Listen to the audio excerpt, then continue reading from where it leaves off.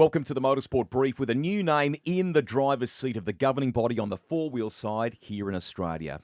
Hi everybody, Rusty with you in the garage at Listener in Melbourne with another GP Week Motorsport Brief, shortly to Josh Blanksby from Motorsport Australia. Quick reminder to check out some of the other shortcasts that we've recorded this week, one with Aussie F3 driver James Wharton on his Formula One ambitions, plus the chance to meet the new commentators who'll share that play-by-play role for supercars in 2026. Chad Nailon, Richard Craill and Matt Nolte all dropped by. Great convo, that one.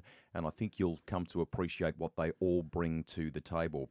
We get them in from time to time, but not often here on the garage. Administrators, those on the gamekeeping side, if you will. There is a relatively new CEO at Motorsport Australia. It's nice to chat with him today. Josh, g'day. G'day, Rusty. Thanks so much for having me. Welcome. Share with people your background, if I pardon the pun. There is a kind of another kind of horsepower involved here, isn't there? Yeah, absolutely. I think my ongoing gag is that I've upgraded in the horsepower area.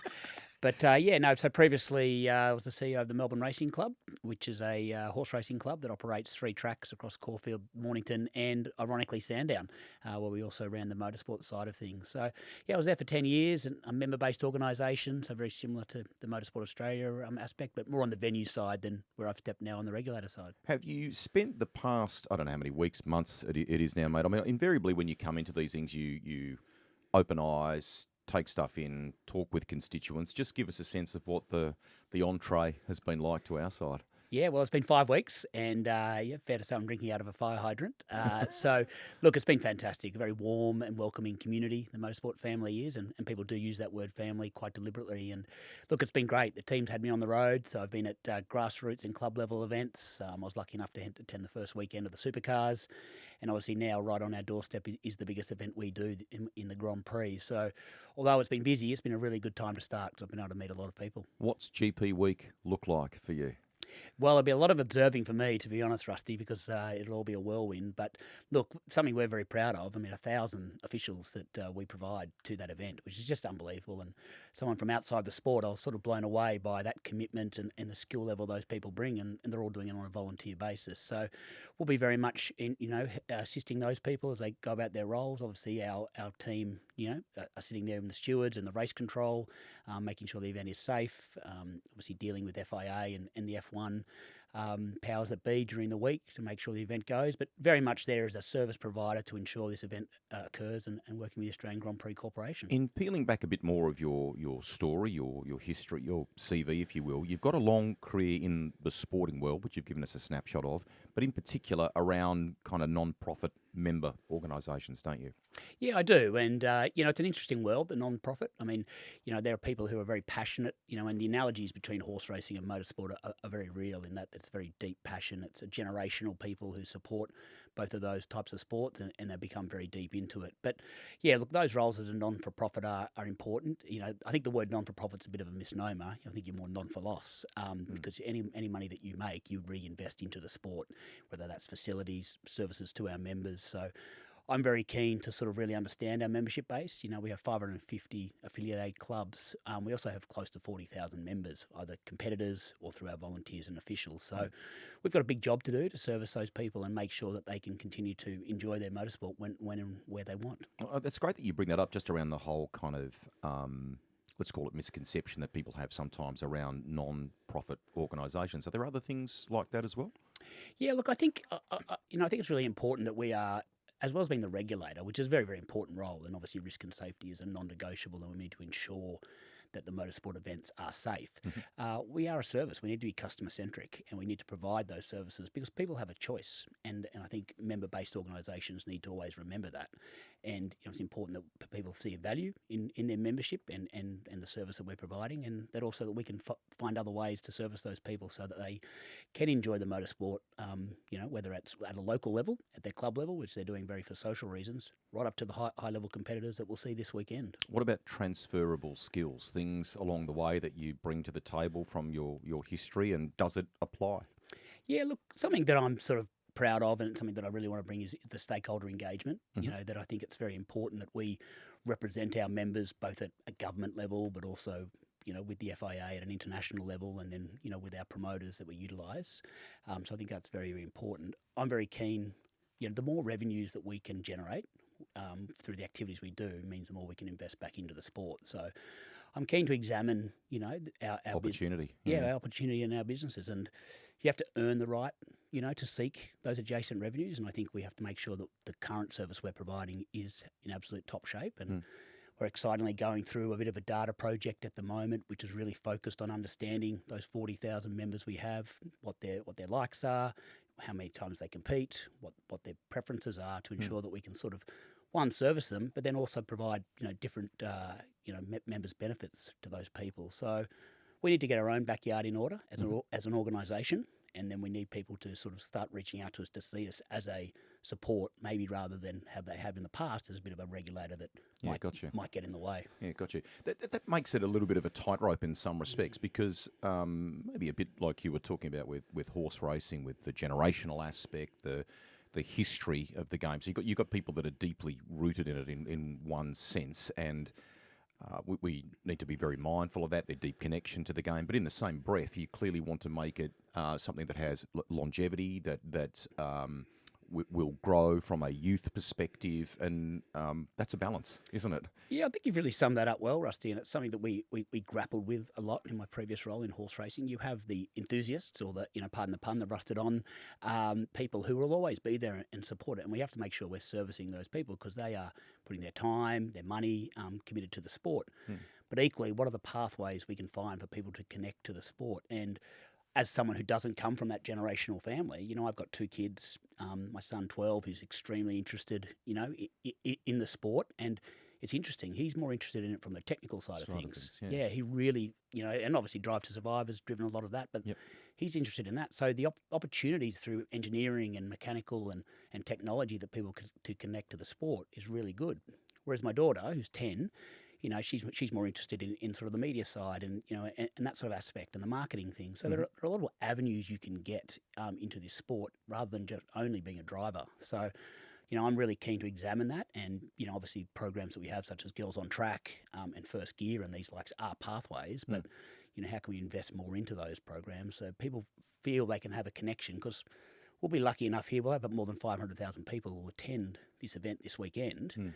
Now, we want them to find another way to connect to motorsport for the other 364 days of the year that they haven't been here. So how do we do that? How do we work with organisations such as Australian Grand Prix Corporation and Supercars? Great news that KO have really invested into the sport, and we want to be a facilitator that actually allows those people to find a pathway into the sport. Yeah, beyond just being a driver, being a licence holder, and so on. That sort of naturally extends then too. Then most probably, I think you could share this across lots of sports organisations, and that is ensuring that we have a healthy volunteer base that continue to contribute around all of the aspects that we need to keep, pardon the pun, the wheels turning. Yeah. Completely, Rusty. I mean, so 13,000 people are currently on our books as volunteers and officials, and I'm continually blown away by that number, because it's, people who are dedicated, they're committing a lot of time to that. So not only do we have to ensure we retain those people and provide them clear pathways, but also recruit new people so they see that. I mean, I'm amazed at this sport, and I find it unique that the amateur side of it really meets the professional side pretty seamlessly. Not many sports do that. So you could start at club level volunteering as a flaggy and have a pathway to be an F1 steward. That's remarkable. And so we have to ensure those pathways are clearly defined, and people feel like, yes, if I commit to this in time, I will get educated and I'll develop and I can progress if I choose to right up the pathway. It's quite a unique selling point. To give them that engine room, the skills, the tools, if you will, to aspire in that regard. Absolutely. It's, we probably don't talk about those type of people, but, we've got Matt Selly, highly regarded steward, and he'll be a steward this weekend at the F1s. It's remarkable. We've got David Murray, who's a clerk of the course here at the Grand Prix. So these people, I mean, those pathways are there, as well as having Oscar Piastri. So I think it's another demonstration of the different ways you can connect to this sport and have a fantastic career in it. Will you stick around just for a little bit longer? We're going to take a quick commercial break on this edition of the Motorsport Brief. We're with Josh Blanksby, the new CEO of Motorsport Australia. More in a moment. You're listening, watching the Motorsport Brief. Hope you're enjoying it. And we've got an administrator in the studio with us today, a new face at Motorsport Australia. Big reins that he's taking over, but he's coming in with kind of a fresh set of eyes and taking an open-minded approach, I guess you could say, to this new phase. Josh Blanksby is with us. You were talking just prior to the break there, just around the officials. What things in the 5 or so weeks where you've been in the chair, where you've naturally consulted with different people, are there things that you're hearing from them around, stuff you'd like to do in the future and so on? Yeah, look, I think so. I think that, what's loud and clear is people want a seamless relationship with us. Mhm. They're there to, especially those at the grassroots club level, they're there to enjoy their pastime. So we have to make that as easy as possible. So I'm really keen to, there's no reason why we can't use data and technology to provide solutions. Mhm. And I think that's an absolute non-negotiable that we need to provide. I'm very interested on the infrastructure side of things. I think it's an interesting model in motorsport. You have some privately owned racetracks, you have some government sort of controlled. So access is a key component, and Mhm. making it as frictionless as possible, especially at an entry point level. I think it's well known that motorsport is an expensive sport to enjoy, and how do we make that a little bit easier for those people trying? So we've introduced track day licenses, which is a one track day license where you can just get that license for a pretty affordable price and enjoy the sport as an Mhm. entry point. I think more and more of those track days and sort of trying to get into the schools, I think is a really sort of strong Make it option. experiential so that we entice them to stay longer or further and so Yeah, on. Yeah. exactly. Just different ways that people to connect. I think motorsport, with the defensive driving aspect and these type of things, I think it's a really good opportunity to Mhm. sort of attack that sort of 15 to 19-year-old who's going through that sort of the path that we all go through to learn how to drive a car, and sort of providing them a different sort of opportunity to connect with motorsport. So I'm very interested in understanding the network of the infrastructure and how that works, and hearing from our clubs. One of their issues is the cost of those track hires and the things like that, which I understand. They're very expensive, much like horse racing tracks, very expensive to maintain and things like that. So you have to use them. You have to utilise them. And I had that experience at Sandown. It was an expensive track to upkeep and upgrade, and we wanted to utilise it as much as we could. So how can Motorsport Australia help facilitate that Mm. between the track owners and the possible upgrades they might need, but allowing our grassroots club levels to have access? I talked before about balance, right? How complicated is that balance between ensuring you mentioned grassroots there a moment ago? Very important that we look after that, and then on the flip side, the commercial, the big end of town success stories, finding that balance as an organisation and what you offer. Yeah, we have to wear many hats, and we are dedicating a lot of our resources to this weekend. Mhm. I think everybody in our staff will be on track with a duty, with a role, and as I mentioned, the 1,000 officials. So, Mm. but we don't apologise for that, because this is our time to shine as a sport. Mm. This is when we'll be in the limelight. Not only the 500,000 people attending, but the global audience and those watching. So we need to then utilise that, though, to ensure that then we can support our clubs actually to grow from these points. So it is a balance, and I think like all sports, you need to use the top end as the sort of front door of the store, Yep. to sort of advertise yourselves, and then you have to ensure that those ones who are all at a volunteer participation level are getting the support they need. You covered the practicality before, right? Making motorsport more accessible, and then what that perhaps might lead to. That's opportunity, potentially. What about threats? What things are you sort of feeling already like that you need to be perhaps across, maybe tackle, and so on? Yeah, look, I think we have to ensure the risk and safety aspect is always upheld because of the social license that we currently have as a sport. Mhm. So, at the moment, we, at times, some of our participants, get a little bit frustrated with us because they feel that are going a little bit over the top on those requirements. Mhm. But we have to do that because, and I witnessed this firsthand in horse racing, when there are issues on the track with the participant, then you are going to have a social license issue as things change. So, we have to really focus on that. I think it's important. We need to tell our story a bit better, I think, as a sport. Governments want to support those sports that can demonstrate the benefit they are providing to the wider community. Mm. And, motorsport undersells itself, in my opinion. I think it's Okay. the nature of people within it. I think they're quite understated.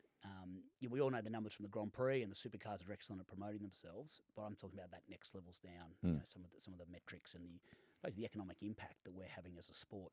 And I think we need to tell our stories at all levels of government, because motorsport takes up a lot of land. It's noisy. It's a sport. It's a sport that takes up a lot of time. So we need governments to actually lean in, and there plenty do. And you can see that. But if I take as an example the community of Phillip Island, and the recent news around the MotoGP, it's important that although that's a huge disappointment to that community, from a motorsport perspective, it's an opportunity because that is renowned as a motorsport community. So how can we lean in and demonstrate to government that they should be looking to invest in that area, whether it's events or through infrastructure upgrades to allow that sport to continue to thrive? You've been meeting constituents, no doubt drivers, all sorts, the full gamut. What about internally, the staff that you've got and getting to know them, not just at an office in Melbourne here, but even around the country, I guess? Yeah, it's the it's the beauty of stepping into a new role, Rusty. And I feel like I'm a people person, so I quite enjoy meeting the new people. Look, we've got a dedicated, loyal workforce who really do put in and weekend work and everywhere around the country. So look, it's been great to do that, and people are very warm and welcoming. And all I can say to people listening is that as an organisation, we want to be better. And there's been no pushback when I've asked questions around, well, why aren't we doing this? It doesn't have this, oh, we've always done it that way type of attitude, which is really refreshing. And we've got a board who are very, very committed. All volunteers that want to see Motorsport Australia be there and really help the wider motorsport family. So I think we're pushing against an open door towards some change, and I think it's in a positive way. Cool. What does good leadership in your mind look like in a sporting organisation, and maybe how has that evolved in your time in these sorts of positions? Yeah, look, I think, it's being very visible, and I really want, I don't want people to ever sort of say that I don't front up, whether it's good or bad. This weekend will be, be good. It's a great event to be at, something you're very proud to be at, but also if things go wrong, you also need to front up, and I think that's really, really important from a leadership perspective. I think leading by example, so I think that's a really sort of key part, and sort of I'm very keen to have a culture within Motorsport Australia that's sort of embracing, but very honest about where we need to improve. Open door, yeah. And then equally, as as I sort of have met people, and it's been at events and things like that, I'm very open to say people need to reach out to me, because otherwise I'm just making assumptions, or we're making assumptions as an organisation of what the issues are. So look, I might be setting myself up here, but I'd rather hear from people to understand the concerns and then try to find a way to work through it. But like all sports, plenty of opinions, and it's what makes the sports tick. So tell me, in say 3 to 5 years' time, it's very early days for you right now, I know, but what does, in your mind, success look like 5 years down the track? Yeah, I think we need to be really transparent with our numbers and things like participation. I think that is key, because that shows a healthy growth sport. Now, participation can be unique participators, but people participating more in our sport. At the moment, you can get a license, a track license, and just race once. That's not true engagement. How do we get that person to race 3 or 4 times a year? And so they've become more engaged. And then how do we get them to make the next step to then join a club, and then become a volunteer? So these are the different pathways that we really need to look at. We're unashamedly, we want to grow as a business. Again, for the reasons I mentioned before, any extra revenue we can find, we will reinvest back into the sport and into the services we can provide our members. So I think in 3 to 5 years, we'd like to see some growth in that category. And then equally, I think around, I'd love to, in 3 to 5 years, success will be a pretty clear infrastructure venue sort of plan across all states that actually is very, very clear, and then is providing those access, because we'll always have our top end tracks that provide that service, but then how do we have a sort of levels down, which may not cost as much to operate, but allows people then to have a much more accessible entry point. Fantastic. This has been fabulous today. Just to get to meet you, have a fantastic week at the Grand Prix. I know it's going to be absolutely huge, and you'll be taking in a massive amount as a result of that. But I hope you enjoy it and go well in the new role. Good on you, Rusty. Thanks for your time. Great stuff. Josh Blanksby there. That is it for today. Just a reminder, too, about a brand new feature app that's going to drop in the days ahead with the Blanchard racing teams, James Golding and Aaron Cameron. Keep an eye out for notifications on that. That's it for today. Bye for now.